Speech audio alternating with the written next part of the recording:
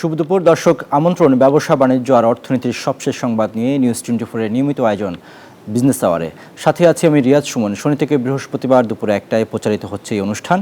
আয়োজনে থাকছে দেশ বিদেশের ব্যবসা বাণিজ্যের সবশেষ খবর ও খবরের বিশ্লেষণ। এছাড়াও থাকবে শেয়ার বাজার ও মুদ্রা বাজারের আপডেট। দর্শক, রাজধানীর ইন্টারন্যাশনাল কনভেনশন সেন্টার বসুন্ধরায় উদ্বোধন হয়েছে সাউথ এশিয়া ট্রেড ফেয়ার। সেখানে আছেন সহকর্মী মরিয়ম আজিজ মৌরিন। তার কাছ থেকে সেখানকার সবশেষ তথ্য জানতে চাই। মৌরিন, আপনি তো সেখানে আছেন, এটি বাণিজ্য উপদেষ্টা উদ্বোধন করার কথা ছিল, সেখানকার কি অবস্থা উদ্বোধন, আসলে পুরো প্রক্রিয়াটা নিয়ে যদি একটু আপনি বলতেন।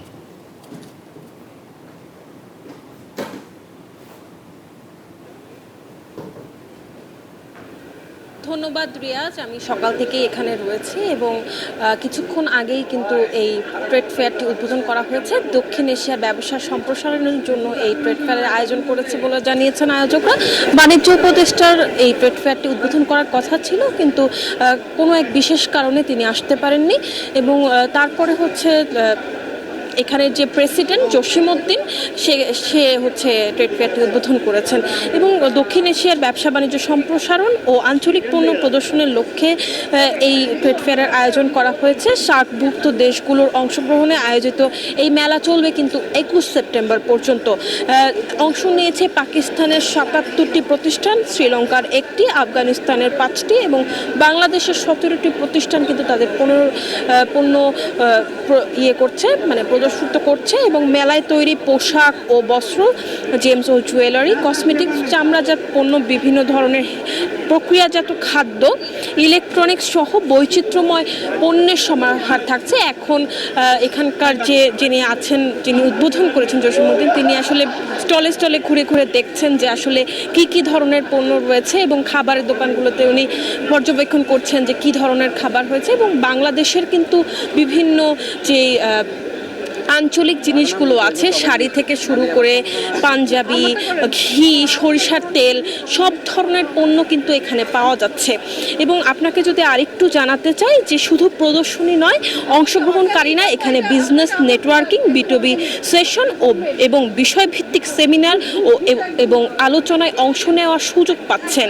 এবং কমার্স অ্যান্ড ইন্ডাস্ট্রি ACCI এর আয়োজনে এবং the federation of Bangladesh chambers of commerce ইন্ডাস্ট্রির আয়োজনে কিন্তু এই মেলা হয়েছে এবং 21 তারিখ পর্যন্ত চলবে। সকাল 10টা থেকে রাত 11টা পর্যন্ত সব দর্শনার্থীর জন্য এই মেলাটি উন্মুক্ত থাকবে এবং 21 তারিখে আসলে মেলাটির পর্দা নামবে। এখান থেকে এই ছিল সর্বশেষ রিয়াজ।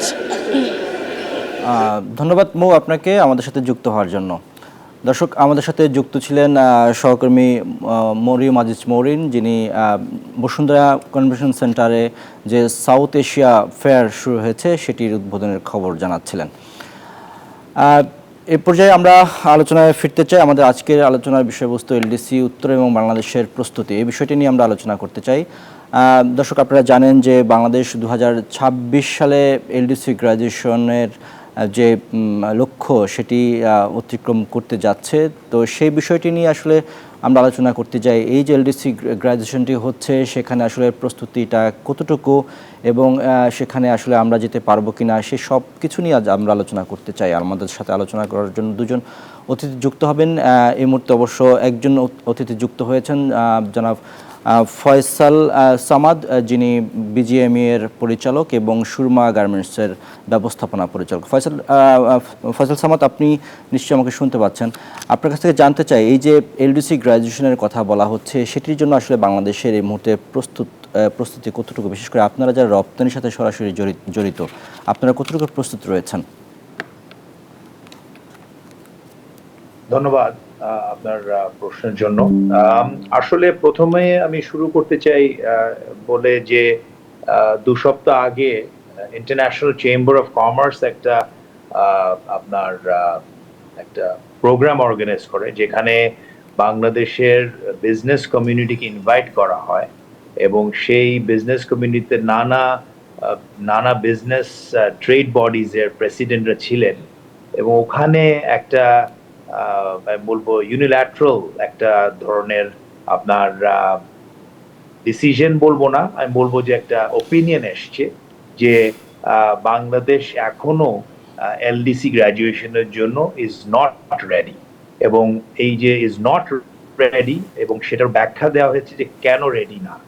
আসলে আমাদের ইন্ডাস্ট্রি যেটা আরএমজি সেক্টর, এটা আপনি জানেন যে আরএমজি সেক্টরে কিন্তু আপনার মানে 73% বাংলাদেশের এক্সপোর্ট কিন্তু এই জিএসপির জন্য আপনার এই প্রেফারেন্সিয়াল ট্রিটমেন্ট জিএসপির জন্য নির্ভরশীল।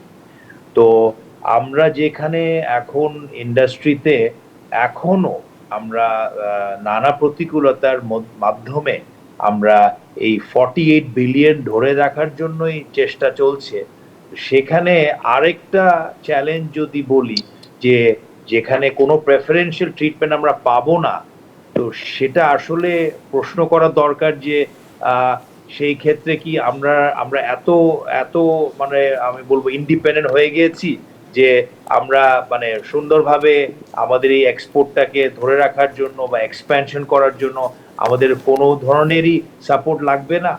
কারণ যেখানে আপনার ইউটিলিটি মানে পাওয়ার গ্যাসের একটা মানে ক্রাইসিস আমরা ঠিক মতো করে পাচ্ছি না, পোর্ট যেখানে পোর্টের আপনার নানা ধরনের প্রতিকূলতা regarding export import lead Times, এই দুইটা প্রাইমারি যেখানে আমাদের এখনো মানে ক্লিয়ার ভিশন থাকলেও সেটা এখনো কোনোভাবে এটাকে আমি বলবো যে এস্টাবলিশ হয়নি যে কবের ভিতরে আমরা এটা আসলেই আমরা মানে মানে একটা অ্যাকসেপ্টেবল লেভেলে পাবো, যেখানে ইন্ডাস্ট্রি একটা পারফরমেন্স করতে হলেও তাদেরকে একটা অ্যাকসেপ্টেবল এই আপনার মানে এই রিসোর্সগুলো পেতে হবে, সেটারও এখনো নিশ্চয়তা নেই। এত অনিশ্চয়তা নিয়ে আমরা কিভাবে করে এই ভালনারেবল স্টেটে কিভাবে করে আমরা আপনার এলডিসির জন্য আমরা অগ্রসর হব। তো যেটা আমি শুরুতে বলেছিলাম যে অলরেডি 16টা ট্রেড বডি গার্মেন্টসের বাইরেও যারা এটার সাথে সম্পৃক্ত থাকবেন বা ইনফ্যাক্ট টোটাল ইকোনমিতে যে ড্রাইভটা বিজনেস কমিউনিটি থেকে আসছে সেই জায়গা থেকেও কিন্তু একটা আপনার ভয়েস এসছে, যেটা বলেছিলাম আইসিসির সেই মিটিং এর থেকে যে উই আর নট রেডি এবং আমাদেরকে আরো সময় দিতে হবে, এবং সময় হলে সেটারও রোড ম্যাপ ক্রিয়েট করতে হবে যে যে রোড ম্যাপের মাধ্যমে আমরা সেটা জায়গাতে পৌঁছাতে পারবো। এবং সেই রোড ম্যাপ এটা আমরা যারা ব্যবসায় আছি, আমাদের সাথে যারা একাডেমিয়া থাকতে পারে, গভর্নমেন্ট থাকবে, আদার স্টেক হোল্ডার্স থাকবে, ওনাদেরকে নিয়ে আমরা একটা road map actual practical road map create করতে হবে। জনাব সামাদ, আপনার কাছে আমরা আবারও আসবো। আমাদের সাথে আরেকজন অতিথি যুক্ত হয়েছেন, অর্থনীতি বিশ্লেষক জনাব মাহমুদ হাসান। মাহমুদ হাসান, নিশ্চয়ই আপনি আমাকে শুনতে পাচ্ছেন। আপনার কাছে আমার প্রশ্ন হচ্ছে যে আপনি ইতিমধ্যে হয়তো শুনেছেন যে গত 25 আগস্ট স্বল্পোন্নত দেশের তালিকা থেকে উত্তরণের প্রস্তুতির অগ্রগতি নিয়ে প্রতিবেদন দিতে বলেছে জাতিসংঘের সিডিপি। অর্থাৎ তারা বলেছে যে আগামী 31 অক্টোবরের মধ্যে এই প্রতিবেদনটি জমা দিতে হবে, অর্থাৎ সময়সীমা বেঁধে দিয়েছেন। এই যে এলডিসি গ্র্যাজুয়েশনের জন্য আমাদের প্রস্তুতির যে বিষয়টি নিয়ে আসলে ব্যবসায়ীদের পক্ষ থেকে বলা হচ্ছে তারা প্রস্তুত না, অন্যদিকে জাতিসংঘের থেকে আমাদের প্রস্তুতি জানতে চাওয়া হচ্ছে। সরকারের সব কিছু মিলে আসলে আপনি যদি বলতেন যে তাদের এই প্রস্তুতির চিঠিটা কি আপনি কিভাবে মূল্যায়ন করবেন? ধন্যবাদ আপনাকে। দেখুন, এলডিসি গ্রাজুয়েশন নিয়ে তো বিভিন্ন রকম কথা হচ্ছে, এবং এই যে প্রস্তুতির যে কথাটা হচ্ছে যে বাংলাদেশের অর্থনীতি তো শুধুমাত্র আপনার হচ্ছে গভর্নমেন্টের চালিকা শক্তি না, আপনার প্রাইভেট সেক্টরও বড় একটা স্টেক হোল্ডার। তো যেটা পূর্ববর্তী বক্তা খুব ভালোভাবে বলছিল যে ব্যবসায়িক সংগঠন থেকে বারংবার ইভেন কিছু কিছু একাডেমিয়া বা রিসার্চ যারা করে সেখান থেকেও কিন্তু বারংবার বলা হচ্ছিল যে এই অবস্থায় এলডিসি গ্রাজুয়েশনটা আপনার ক্যান্সেল না করা হোক, সেটা করা কষ্টসাধ্য ব্যাপার, অ্যাটলিস্ট কিছুটা কয়েক বছর হলেও পিছিয়ে দেয়া হোক।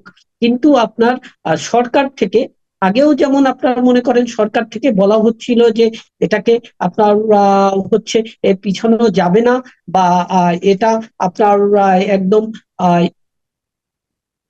সরি, আপনি কি শুনতে পাচ্ছেন না? জি, শুনতে পাচ্ছি।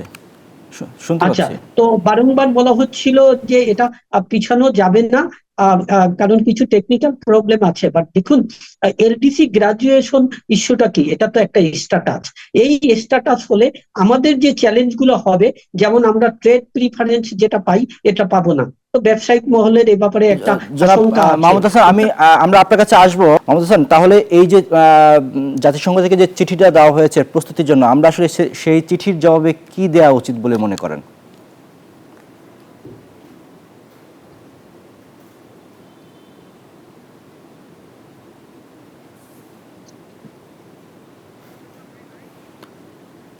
আচ্ছা, আমরা ফয়সাল হাসান ভাইয়ের কাছে জানতে চাই, ফয়সাল সামাদের কাছে জানতে চাই। ফয়সাল সামাদ, আপনি তো শুনেছেন যে 25 আগস্ট যে জাতিসংঘ থেকে যে চিঠি দেওয়া হয়েছে, যে এলডিসি গ্র্যাজুয়েশনের জন্য বাংলাদেশের প্রস্তুতি কী সেটি তারা জানতে চেয়েছে, এবং তারা বলেছে 31 অক্টোবরের মধ্যে এই চিঠির জবাব দিতে হবে।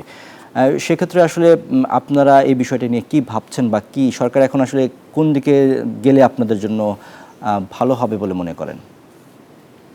আবার প্রথমত হচ্ছে যে আমি বলেছি যে বিজনেস কমিউনিটি থেকে ওপিনিয়ন এসছে যে আমরা এখনো প্রস্তুত নয় এলডিসি গ্রাজুয়েশনের জন্য, এবং এটাকে পিছানোর ক্ষেত্রে এটাকে আমরা বিজনেস কমিউনিটি থেকে রেকমেন্ডেশন এসছে। এখন আপনি যদি গ্রাজুয়েশন করতে চান এবং সময় যদি সেই গ্রাজুয়েশন করার জন্য কেন প্রস্তুত না এবং কি কি এরিয়াতে কাজ করতে হবে, প্রথমত হচ্ছে যে পলিসিগত কিছু কাজ করতে হবে। আপনার আপনার এই গ্রাজুয়েশন করতে হলে আপনার ইজ অফ ডুইং বিজনেস, তারপরে আপনার ব্যাংকিং সেক্টরে যেগুলো কিছু রিফর্মস এর কথা এসছে, অলরেডি প্রস্তাবনা এসছে, এগুলাকে ইমপ্লিমেন্টেশন করার স্বার্থে জানি বিজনেস কমিউনিটি সেটার বেনিফিশিয়ারি হয়, সেটার ব্যাপারে কাজ করতে হবে।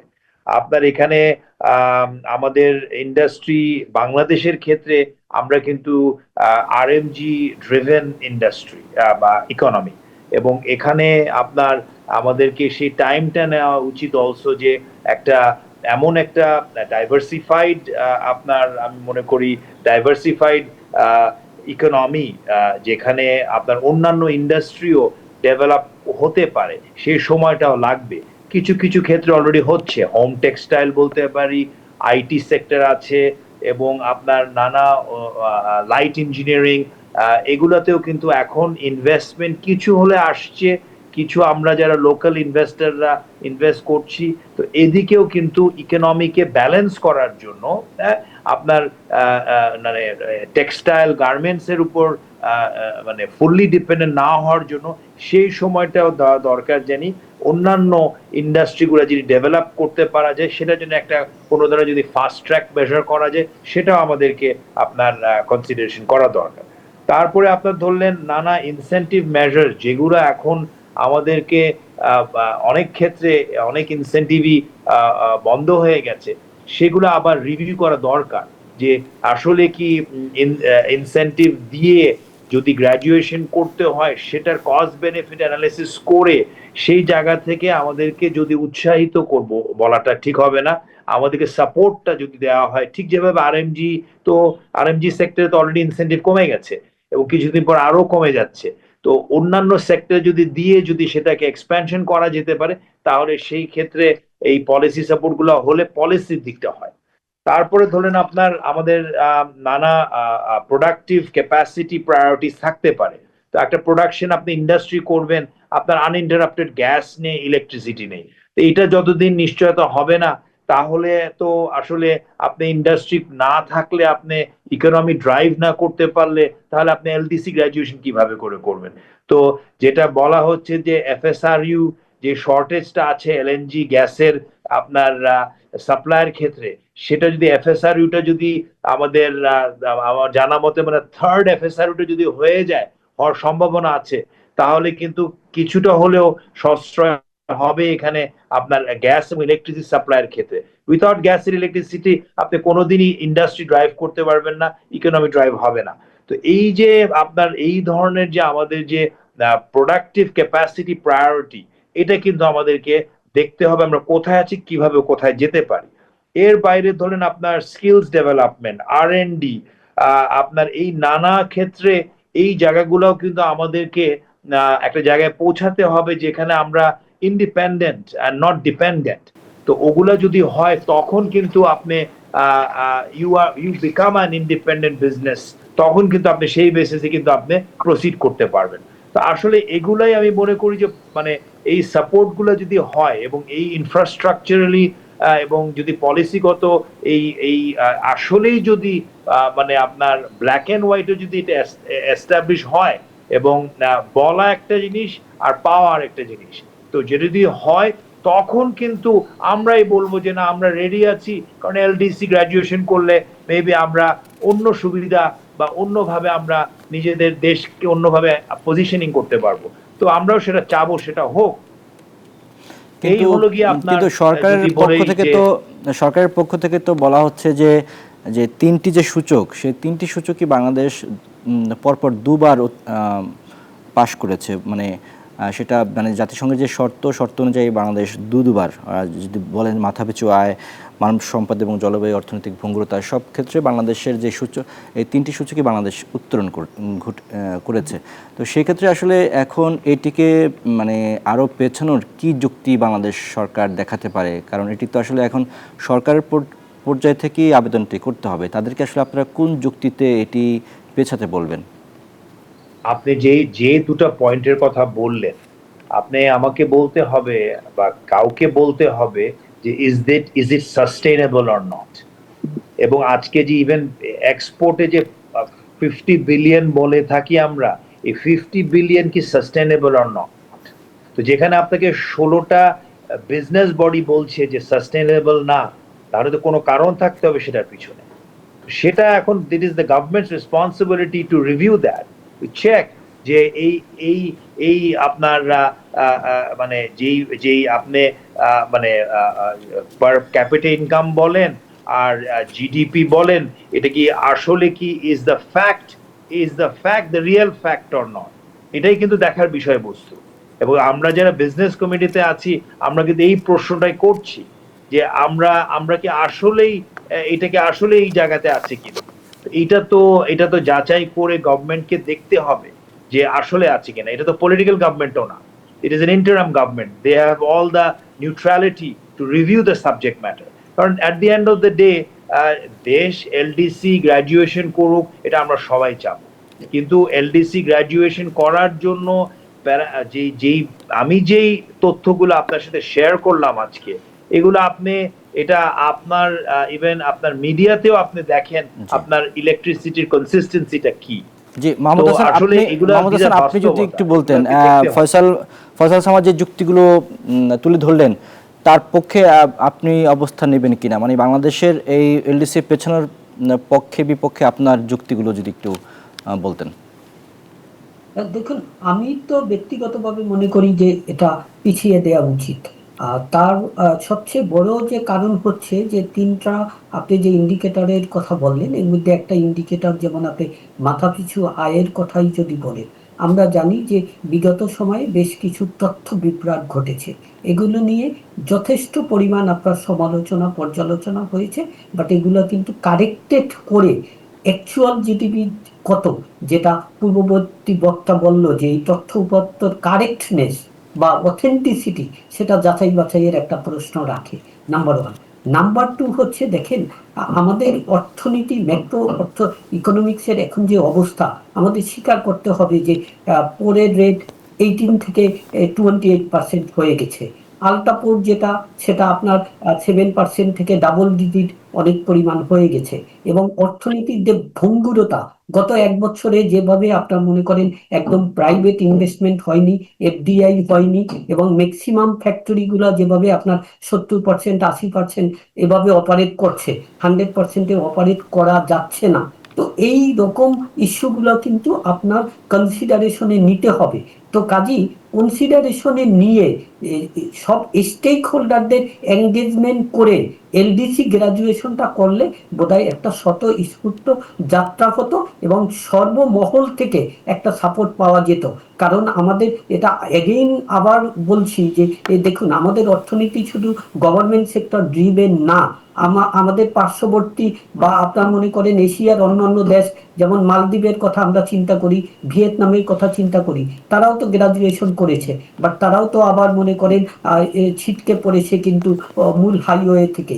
তো এটাও আমাদের মাহমুদ হাসান, মাথায় আপনি যদি রাখতে একটু হবে। বলতেন যে এলডিসি গ্র্যাজুয়েশন পেছানোর ক্ষেত্রে যে সুপারিশ বা যে আবেদন, সেটির প্রক্রিয়াটি কি এবং সেটি পেছাতে হলে আসলে বাংলাদেশকে এখন কি করতে হবে?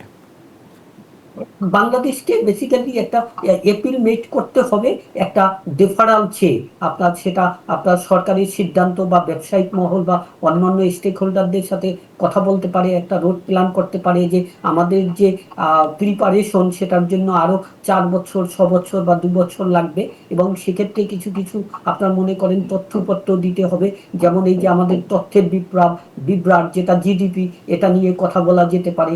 তারপর আমাদের যে এই গত 1 বছরে যে একটা আনইউজুয়াল অবস্থা চললো, যে কারণে আমাদের তেমন কোনো ইনভেস্টমেন্ট হয়নি, এবং এই যে দারিদ্র্যের হার বেড়ে গেছে, ইনফ্লেশন কন্ট্রোল করা যাচ্ছে না, এগুলা বলা যেতে পারে। আনএমপ্লয়মেন্টের রেশিও হিউজ পরিমাণ বেড়ে গেছে, এগুলা বলা যেতে পারে। এবং সর্বোপরি আপনার এই সিদ্ধান্তটা, এলডিসি গ্রাজুয়েশনের সিদ্ধান্তটা, আমি মনে করি এটা একটা রাজনৈতিক সরকারের নেওয়া উচিত। এখন যে একটা রাজনৈতিক সরকারের অনুপস্থিতি আছে, সেটাও কিন্তু এখানে কারণ হিসাবে উল্লেখ করা যেতে পারে বলে আমার কাছে মনে হয়। কারণ এটা কিন্তু ইলেক্টেড গভর্নমেন্ট না, একটা ইন্টারিম গভর্নমেন্ট। এর এত বড় সিদ্ধান্ত নেওয়া উচিত হবে না। এই সিদ্ধান্তের পরিপ্রেক্ষিতে আপনার হচ্ছে আমার কস্ট অফ ক্যাপিটাল বেড়ে যাবে, আমার অনেক প্রিফারেন্সিয়াল ট্রেড বেনিফিট কিন্তু চলে যাবে, এবং এট দ্য সেম টাইম এই ভেন্টিলেটার থাকার পরেও কিন্তু এটা আপনার কনফিডেন্সে নেওয়া উচিত বলে আমার কাছে মনে হয়। কিন্তু অন্তর্বর্তী সরকারের পক্ষ থেকে তো বলা হচ্ছে যে আসলে তাদের হাতে খুব বেশি সময় নেই বা সুযোগ নেই, কারণ এটি ফেব্রুয়ারিতে আবেদন করতে হয়, তো এই ফেব্রুয়ারিতে চলে গেল, আবার সামনের ফেব্রুয়ারিতে যদি নির্বাচন হয়, আসলে সেই আবেদনের সুযোগটা কোথায় আছে বলে মনে করেন? দেখুন, একটা তো হচ্ছে রেগুলার প্রসেস, আর একটা হচ্ছে আনইউজুয়াল ইভেন্ট আপনার এনকাউন্টার করার জন্য তো আনইউজুয়াল একটু পাথ নিতেই হতে পারে। তো আমার তো আপনার মনে করেন আমি অনেকটা আশ্চর্য হই যে গত ফেব্রুয়ারিতে এই ইন্টারিম গভর্নমেন্ট যারা অনেক কিছু কারেক্ট করছেন, অনেক সংস্কার করছেন, এখানে এই তথ্য বিভ্রাটটা কগনিজেন্সে নিয়ে কেন আবেদন করলো না, বা এখনো যে অক্টোবরের মধ্যে যে চিঠিটা দিতে হবে, তো ওখানেও বোধহয় কিছুটা হলেও আপনার টেকনিক্যাল যারা পার্সন তারা খুব ভালোভাবে বলতে পারবে যাচাই বাছাই করে যে আবার এটা অ্যাপ্লাই করার সুযোগ আছে কিনা, এবং আনইউজুয়াল ইভেন্ট তো আনইউজুয়ালি ক্যাটার করতে হবে বা এটা আন্ডারটেক করতে হবে। কারণ দেখুন, আমি ছোট একটা এক্সাম্পল দিয়ে বলি যে একজন লাইফ সাপোর্টে আছে, তাকে যদি বলি যে সে এখন নিজে শ্বাস প্রশ্বাস নিতে পারবে উইদাউট আপনার ভেন্টিলেশন ছাড়া, তো ওই ভেন্টিলেশনটা ছেড়ে দিলে ওনার কিন্তু শরীরের উপর বা ওনার জীবনের উপর ঝুঁকি বেড়ে যেতে পারে। তো আমরা এখন যেসব সুবিধা পেয়ে আমাদের এক্সপোর্টটা বুস্ট আপ আছে অথবা আমাদের ইকোনমিটা চলছে, ওই সব সাপোর্ট আমরা যদি ফলো করে একটা নতুন মাহমুদ হাসান, আরেকটু জনাব ফয়সাল সামাদের কাছে শুনে শেষ করতে চাই। ফয়সাল সামাদ, আপনারা তো একেবারে এখন যদি এটা না হয়, আপনারা তো আগে থেকেও জানতেন যে এলডিসি 26 সালে হবে, সেই প্রস্তুতি তো আপনারা আগে থেকে নেওয়া দরকার ছিল। এখন আসলে আপনারা যদি এটি আরও পিছিয়ে দেয়, সেভাবে প্রস্তুতি নিতে পারবেন কিনা, বা কতদিনের মধ্যে আপনারা সেই প্রস্তুতিটা নিতে পারবেন, যে সংক্ষেপে বলতেন। দেখেন, আমি একটা কথা দিয়ে শেষ করি আমার সাইড থেকে, যে আপনার বাংলাদেশের কনটেক্সটে, পলিটিক্যাল কনটেক্সটে বিগত 16 বছরের সাথে আপনার গত 1 বছর যদি কম্পেয়ার করেন, তাহলে আমরা বাংলাদেশ 2.0 যেটা বলা হয় শুরু হয়েছে। তো এইটা আপনার যে কোনো জায়গাতে এই interim government can apply, saying that we are in new terms, new position, সেটার ভিত্তিতে আপনাকে সবকিছু নতুন ভাবে দেখতে হবে। এবং সেটাই আমি বলবো যে কনক্লুসিভ রিমার্ক, কারণ বিজনেস কমিউনিটি কিছুই করতে পারবে না unless the government arranges the resources. যেটা আমার সহকর্মী যে কথাটা বলছিলেন, এই রিসোর্সেস যতদিন অ্যারেঞ্জমেন্ট হবে না, ওখান থেকে যতদিন আসবে না, এটা সিম্পল জিনিস, যদি গ্যাস এফএসআরইউ যদি না হয়, তাহলে কোন ইন্ডাস্ট্রি হবে না এই দেশে তাহলে আর। তো আগে এফএসআরইউ ডেট ডিক্লেয়ার হোক যে এত তারিখে এফএসআরইউ কানেকশন হবে, যদি হয় তখন আমরা আপনাকে রোড ম্যাপ দিতে পারবো। তার আগে অসংখ্য ধন্যবাদ জনাব ফয়সাল সামাদ। আলোচনা শেষ করতে হচ্ছে আজকে। আমাদের দর্শক, আমাদের সাথে আজকের এলডিসি উত্তরণ এবং বাংলাদেশের প্রস্তুতি এই বিষয়টি নিয়ে আলোচনায় ছিলেন জনাব ফয়সাল সামাদ, পরিচালক বিজিএমইএ, এবং জনাব মাহমুদ হাসান, অর্থনীতি বিশ্লেষক। আপনাদের দুজনকে আবারও ধন্যবাদ আমাদের আজকে আলোচনায় অংশগ্রহণ করার জন্য। ধন্যবাদ আপনাকে। দর্শক, এর সাথে সময় হলো একটি বিরতির। ফিরব কিছুক্ষণের মধ্যেই, আমাদের সাথেই থাকুন। দর্শক, বিরতির পর আবারও আমন্ত্রণ বিজনেস আওয়ারে। দারিদ্র্য বিমোচনের পাশাপাশি উপার্জনের বৈষম্য দূর করতে লাইট ইঞ্জিনিয়ারিং ম্যানুফ্যাকচারিং শিল্প বিশেষ ভূমিকা রাখতে পারে বলে মন্তব্য করেন বাংলাদেশ চেম্বার অব ইন্ডাস্ট্রিজের সভাপতি আনোয়ারুল আলম চৌধুরী পারভেজ। বৃহস্পতিবার সকালে রাজধানীর বাংলাদেশ চেম্বার অব ইন্ডাস্ট্রিজের আয়োজিত automobiles and agro machinery fair 2025 road to made in Bangladesh শিরোনামে এক সংবাদ সম্মেলনে এসব কথা বলেন তিনি।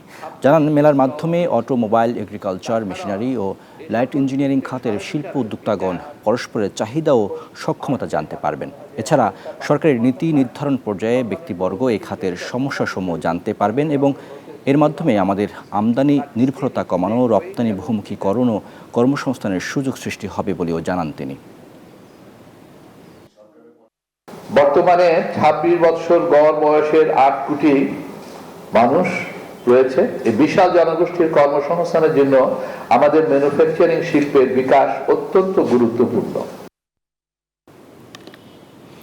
আগামী সপ্তাহে প্রকাশ হতে যাচ্ছে সংশোধিত পাবলিক প্রকিউরমেন্ট বিধিমালার গেজেট। এতে সরকারি কেনাকাটায় স্বচ্ছতা ও জবাবদিহি নিশ্চিত হওয়ার পাশাপাশি সব ধরনের কেনাকাটা হবে ইজিপির মাধ্যমে অনলাইনে। বুধবার বিকেলে এনএসি সম্মেলন কক্ষে একনেক সভায় নতুন 7টি প্রকল্প যোগ করে মোট 13টি প্রকল্প অনুমোদন দেয়। সভায় পরিকল্পনা উপদেষ্টা বলেন, দেশি বিদেশি স্বার্থান্বেষী গোষ্ঠীর যোগ সাজসে প্রকল্প ব্যয় বেড়ে যায়। এ নিয়ে গবেষণা হওয়া জরুরি। উপকূলীয় ও ঘূর্ণিঝড় প্রবণ এলাকায় আশ্রয় কেন্দ্র নির্মাণ, খুলনা পানি সরবরাহ প্রকল্প, নেস্কো এলাকায় নেটওয়ার্ক অবকাঠামো উন্নয়ন এবং বিদ্যুৎ বিতরণ সহ 8,333 কোটি 28 লাখ টাকা ব্যয়ে 13টি প্রকল্পের অনুমোদন দেয়া হয়েছে একনেক সভায়। এই অর্থ বছরে পরিকল্পনা বিভাগে প্রকল্পগুলো নিয়ে কথা বলেন পরিকল্পনা উপদেষ্টা। জানান, আগামী সপ্তাহে পাবলিক প্রকিউরমেন্ট সংশোধিত বিধিমালার গ্যাজেট প্রকাশিত হবে। বাতিল হচ্ছে দরপত্রে 10% কম বা বেশি শর্ত। সুযোগ পাবেন ছোট ঠিকাদাররাও। পাবলিক প্রকিউরমেন্ট অ্যাক্ট, যেটা হলো সরকারি ক্রয় নীতি, যেটা আমরা পাশ করে ফেলেছি, সেটা হলো এখন থেকে সব প্রকল্প ইজিপি, মানে সব টেন্ডার একদম নিম্নতম উপজেলা পর্যায় থেকে আরম্ভ করে বড় প্রকল্পগুলো সবই অনলাইনে হবে। তিনি আরও বলেন, বিগত সময়ে বেশ কয়েকটি বড় প্রকল্পে ঋণের বিষয়ে জোড়াতালি দিয়ে কাজ করায় প্রকল্পের অনুমোদন প্রক্রিয়া খতিয়ে দেখা হচ্ছে। অযথা ঋণের বোঝা বাড়িয়ে কোনো প্রকল্প বাস্তবায়ন করবে না সরকার। প্রধান উপদেষ্টা আজকে বলেছেন যে পুরো একনেক সভা করে তো মন ভালো করে যেতে পারলাম না। তার কারণ হলো সবগুলোই হলো আগের প্রকল্প, এগুলাকে কি করে সংশোধন করা হলো, জোড়াতালি দেওয়া হলো। সভা শেষে পরিকল্পনা উপদেষ্টা জানান, চলতি অর্থ বছরের প্রথম 2 মাসে এডিপি বাস্তবায়ন 2.5% মতো কমেছে। এর অগ্রগতির লক্ষ্যে কাজ করছে তার মন্ত্রণালয়। এখন যা করা হয়েছে। মরিয়ম আজিজ মৌরিন, নিউজ 24, ঢাকা। দর্শক, রাজধানীতে সিজিএস সংলাপে বক্তব্য রাখছেন বিদ্যুৎ ও জ্বালানি উপদেষ্টা ফাউজুল কবির খান। চলে যাচ্ছে সেখানে। বাতিল করে দিই, সারা দেশ লোডশেডিং বন্ধ হয়ে যাবে, কারণ ওইসব প্রকল্প তো, বিদ্যুৎ প্রকল্পগুলো তো ওই আইনের অধীনে নেওয়া হয়েছে। তো তখন আমরা বললাম যে আমরা ফিউচারে ব্যবহার করব না। এর মানে হচ্ছে যে এই আইনের অধীনে প্রক্রিয়াধীন যা কিছু ছিল সবকিছু আমরা বললাম যে এগুলো আমরা আর এই আইনের অধীনে ব্যবহার করব। কিন্তু যেগুলো আছে বিদ্যমান, যেগুলো কারণ এগুলো শুধু যে লোডশেডিং হবে কিংবা গ্যাস সরবরাহ বন্ধ হবে তা না, এগুলো অনেকগুলো আন্তর্জাতিক চুক্তি থেকে আপনাকে বের হতে হলে কারণ থাকতে হবে। আপনি দুর্নীতি হচ্ছে বলবেন, তো দুর্নীতির আপনাকে প্রমাণটা আদালতে গ্রহণযোগ্য প্রমাণ আপনাকে দিতে হবে। তো ওই জন্য আমরা সিদ্ধান্ত নিলাম যে আমরা ইতিমধ্যে যেসব চুক্তি হয়ে গেছে অন্তিম অপারেশন, সেগুলো আমরা করবো, কিন্তু আমরা এগুলোকে আমরা। দর্শক, এবারে জানাবো শেয়ার বাজারের আপডেট।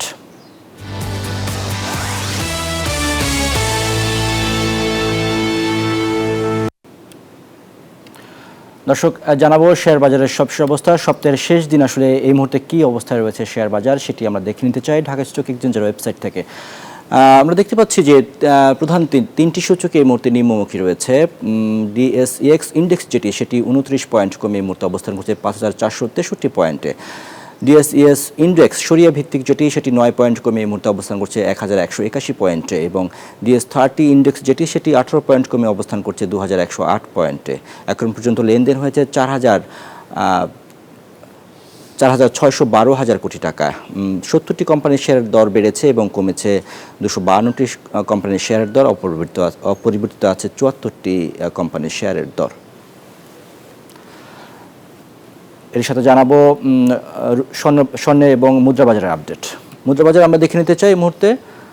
মার্কিন ডলার 122 টাকা ক্রয় হয়ে বিক্রি হচ্ছে 123 টাকা, ইউরো 137 টাকা ক্রয় হয়ে বিক্রি হচ্ছে 142 টাকায়, পাউন্ড 157 টাকায় ক্রয় বিক্রি হচ্ছে 165 টাকায়, চীনা ইউয়ান বিক্রি হচ্ছে 17 টাকা 50 পয়সায়, সৌদি রিয়াল 32 টাকা ক্রয় হয়ে বিক্রি হচ্ছে 32 টাকা 50 পয়সায় ক্রয় বিক্রি হচ্ছে 32 টাকা 60 পয়সা, এবং ভারতীয় রুপি 1 টাকা 38 পয়সায় ক্রয় এবং বিক্রি হচ্ছে 1 টাকা 45 পয়সায়। জানাবো স্বর্ণের দাম।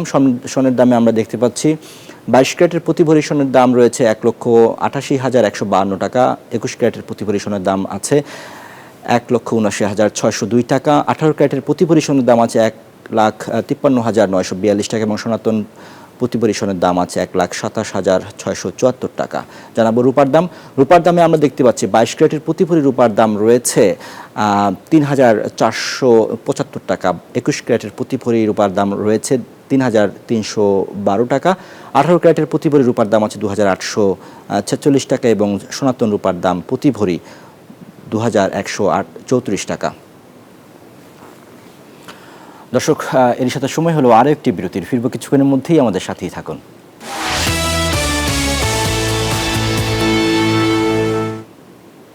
দর্শক, বিরতির পর আবার আমন্ত্রণ বিজনেস আওয়ারে। এবারে জনপদের শিল্প বাণিজ্যের খবর।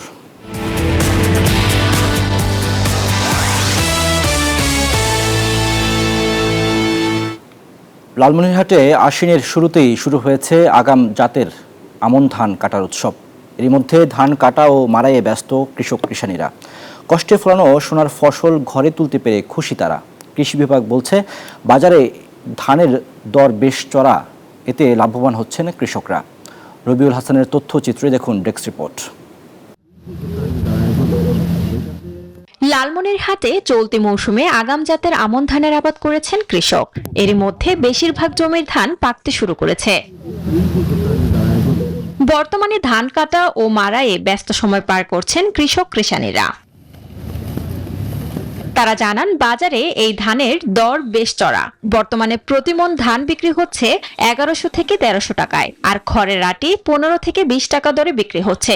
এতে লাভবান হচ্ছেন কৃষক। আগাম জাতের ধানের ফলন ভালো হওয়ায় আগামীতে এই ধানের আবাদ করবেন এই অঞ্চলের কৃষকরা। ধান তো খুব ভালো হয়েছে, আমাদের ধান হয়েছে ভালো হয়েছে, ধানও পাইলাম এবং পাশাপাশি খেয়ারে বিক্রি করলেও পাই যাবো। ধানটা যে আগাম গাড়া হয়েছে, কম দিনে হয়ে যায় ধানটা। কিছুদিনের মধ্যে আমরা ধানটা ঘরে তুলবো এবং খড়গুলো বিক্রি করব, তাতে আমরা অনেক লাভবান। প্রণোদনা সার্ভিস দিয়ে কৃষককে উৎসাহিত করে এই ধানটা উৎপাদন করা হয়েছে। আমরা এই ভাদ্র মাসে মগ্নার সময় এই কৃষকরা ধান কাটতেছে। সংশ্লিষ্টরা জানান এরই মধ্যে বেশ কিছু এলাকায় ধান কাটা শুরু হয়েছে। আগামী 10 দিনের মধ্যেই শেষ হবে। এই আগাম ধান যদি করে তাহলে কৃষকের একদিকে তার ক্রপিং ইন্টেন্সিটি বাড়বে, অর্থাৎ যে জমিতে হয়তো সে 3টা ফসল করতো সেখানে কিন্তু মাঝখানে সে আরো একটা ফসল, শর্ট টাইমে একটা হলো কোনো শাক, মানে হয়তো লাল শাক অথবা মূলা শাক, যে কোনো একটা, সে আর একটা কিন্তু শর্ট টাইম অল্প সময়ের মধ্যে সে আর একটা ফসল কিন্তু ঢুকাতে পারছে। কৃষি বিভাগের তথ্য বলছে এবছর লালমনিরহাটে 86,645 হেক্টর জমিতে রোপা আমন ধানের আবাদ হয়েছে, আর 6,000 হেক্টর জমিতে আগাম জাতের আমন ধানের আবাদ হয়েছে। Desk report, news 24। জনবল সংকট সহ নানা চ্যালেঞ্জের মধ্যে শুরু হয়েছে বরিশাল স্টিল সাইলো। 350 কোটি টাকা ব্যয়ে চালু হওয়া 48,000 মেট্রিক টন চাল ধারণ ক্ষমতার 16টি বিন রয়েছে, যা আপৎকালীন ও বিশেষ প্রয়োজনে সরবরাহ করা সম্ভব। তবে এখনও নদী পথে চাল সংগ্রহ শুরু হয়নি, ট্রাকে সংগ্রহ চলছে। এ বিষয়ে বিস্তারিত জানাতে বরিশাল থেকে যুক্ত হচ্ছেন সহকর্মী সাইফুর রহমান মিরন। মিরন, আপনার কাছে এ বিষয়ে আর কি তথ্য আছে সবশেষ?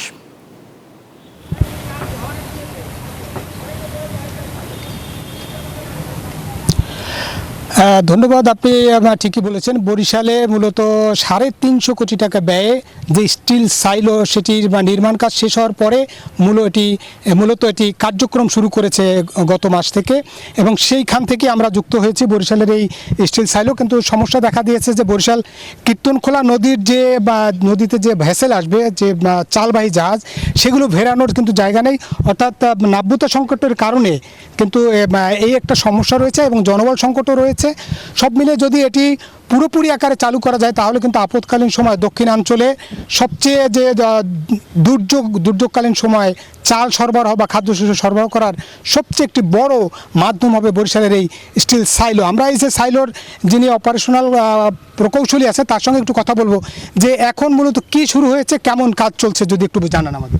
এখন অলরেডি আপনার বাল্কে অর্থাৎ ট্রাক দিয়ে চাল মজুত করা শুরু হয়ে গেছে। অলরেডি আমরা 2300 টন চাল মজুত করছি, কিন্তু আমরা হচ্ছে যে ড্রেজিং, যেহেতু যখন আমরা শিপে রাইস রিসিভ করবে তখন হচ্ছে যে আমাদের ড্রেজিং দরকার। ড্রেজিং না থাকার কারণে আমরা নদীপথে রিসিভ করতে পারতেছি না, আর আমাদের অলরেডি ট্রাকে মজুত করা শুরু হয়ে গেছে। যেমনটা বলছে যে ট্রাকে কিন্তু চাল সংগ্রহ শুরু হয়েছে, এটি নদীপথে শুরু হলে এটি দ্রুত এর কার্যক্রম ব্যাপকভাবে এর প্রভাব ফেলবে, এবং ধারণা করা হচ্ছে দক্ষিণাঞ্চলে এই সাইলো উল্লেখযোগ্য ভূমিকা রাখবে। এই ছিল মূলত বরিশাল থেকে, বরিশালের যে স্টিল সাইলো, সেই সাইলো থেকে আমার কাছে সবশেষ তথ্য। ফিরছি স্টুডিওতে। ধন্যবাদ মিরন। দর্শক, এবারে বিশ্ব বাণিজ্যের খবর।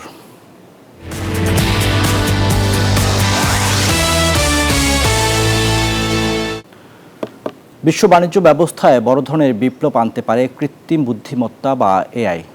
ওয়ার্ল্ড ট্রেড অর্গানাইজেশনের নতুন রিপোর্ট বলছে 2040 সাল নাগাদ এআই এর কল্যাণে বিশ্ব বাণিজ্য 40% পর্যন্ত বেড়ে যেতে পারে। এই প্রযুক্তির মাধ্যমে ব্যবসার খরচ কমবে, উৎপাদনশীলতা বাড়বে এবং বিশ্ব জিডিপিও উল্লেখযোগ্য হারে বৃদ্ধি পাবে। তবে ডব্লিউটি সতর্ক করেছে, সঠিক নীতি ছাড়া এই প্রযুক্তি ধনী ও গরিব দেশগুলোর মধ্যে অর্থনৈতিক বৈষম্য আরও বাড়িয়ে তুলতে পারে। তাই এর সুফল সবার কাছে পৌঁছে দিতে প্রতিটি দেশকে শিক্ষা ও দক্ষতা উন্নয়নে জরুরিভাবে কাজ করার পরামর্শ দেওয়া হয়েছে।